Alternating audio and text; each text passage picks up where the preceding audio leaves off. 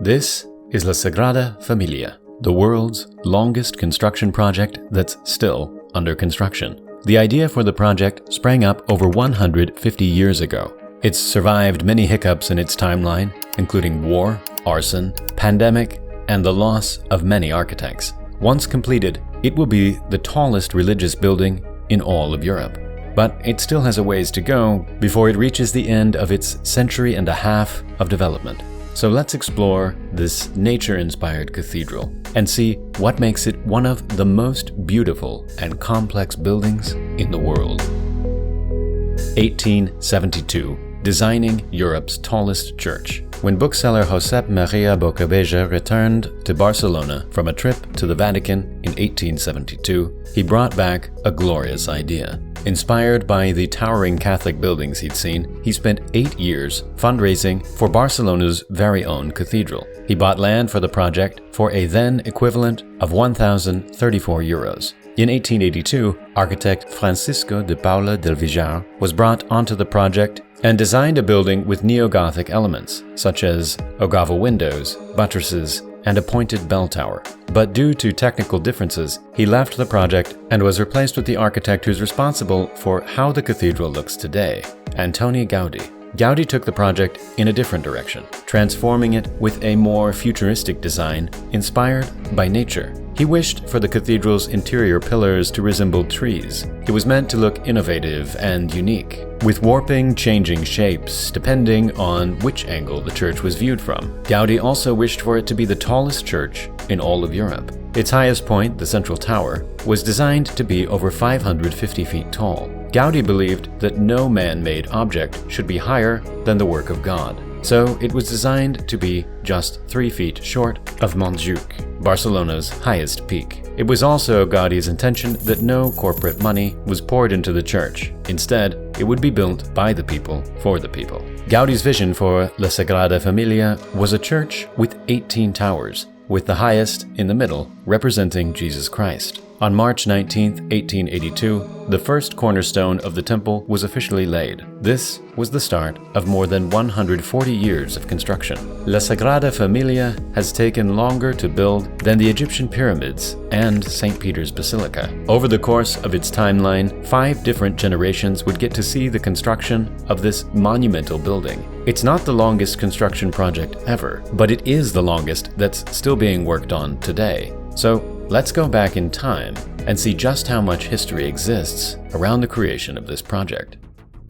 The many bumps in the road. Gaudí had been working on other buildings while designing La Sagrada Familia, but by 1914 he dedicated all of his time to its very slow progress. No part of the building would be significantly completed until 1925, when the St. Barnabas bell tower on the Nativity facade was finally finished. Unfortunately, it's the only bell tower Gaudí would see completed before he passed away in 1926 of an accidental death. By the time it lost its creator, La Sagrada Familia was only between 15 and 25% complete. The church's next obstacle came in 1936. While still under construction, it was vandalized during the Spanish Civil War. Its many plans and photographs were burnt, while its plaster models were completely smashed. All of Gaudí's major plans for the building were now dust. But the cathedral persevered. While no real progress was made until the end of the war in 1939, the project eventually found new management.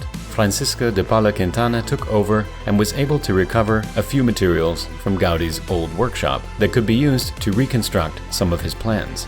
During the next 10 years, a bit of progress was made. Foundations were laid, staircases were built, and in 1958, the Feast of St. Joseph, a sculpture group representing the Holy Family, was finished. 1966 saw another new architect joining the plan, and from then on, the project would often switch management. But each new architect continued to follow Gaudí's designs. Now for the 21st century. In 2005, the Nativity facade and crypt were named UNESCO World Heritage Sites, honoring the building's very long and complicated history. In 2010, the development received another honor. Pope Benedict XVI consecrated the church for religious worship and designated it a minor basilica. The basilica would then move under the wing of its final architect to date. In 2012, architect Jordi Fauli took over for architect Jordi Bonet, and work moved forward according to Antoni Gaudí's plans. Starting in 2016, major pieces of the basilica would reach completion. First, the western sacristy and the cloister of Our Lady of the Rosary. And then, in 2018, the cross was finally placed on top of the Passion facade. In February of 2020, the church's two tallest towers, the Tower of Jesus Christ and the Tower of the Virgin Mary, finally surpassed the height of the towers of the Passion and Nativity facades, bringing the cathedral so much closer to its final peak. But of course, it was a little too good to be true, because in March of 2020, construction would face another obstacle, the COVID-19 pandemic. Construction would be forced to stop again until October 2020. Once work resumed, it focused on the second tallest tower, that of the Virgin Mary. All of the panels would be placed before the end of the year, leaving only the 82-foot pinnacle left to be constructed. Will it ever be finished? Throughout its lifetime, La Sagrada Familia has been a variety of things: an unfinished construction marvel, a museum, and even a school for the children of its construction workers. It was also once the home of its first architect, Gaudí, and he's even buried there in one of its underground levels. While this church has plenty of history that makes it interesting, this channel is about modern construction, and that's what makes this cathedral so unique, is that it's been under many different forms of construction in its lifetime, right up to today. It was once built using wood scaffolding, pulley systems, and rail carts. Now it's being worked on using all the techniques of the modern day. It's surrounded by cranes that are finally lifting the pieces of the tallest tower into their places. Modern computer imaging has helped speed up the construction significantly, and updated elements have been added to the building, such as elevators. In fact, La Sagrada Familia is so ancient that many of its finished components have had to be refurbished in the past few years because they were old, outdated, and falling apart. Yep, that's right. There's already been renovations on this unfinished building. But we haven't yet answered the most important question about La Sagrada Familia. Will it ever be finished?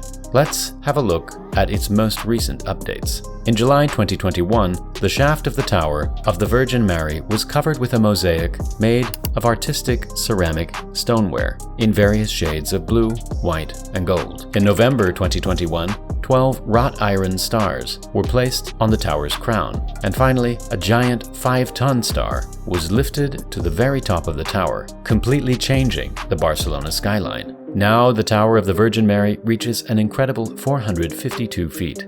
That December, the tower was inaugurated with a huge event that included the blessing of the first lighting of the monumental star. As of this video, the project is more than 70% finished. A completion date of 2026 has been set for the project. However, should the timing work out, there's still hope that the basilica will be completed on the centennial anniversary of Gaudí's death, finally bringing his vision full circle. Even though La Sagrada Familia is not quite done, it's still a major tourist attraction. 20 million people visit the site each year to admire its exterior. About 4 million people pay for a closer look at a cost of 26 euros a ticket.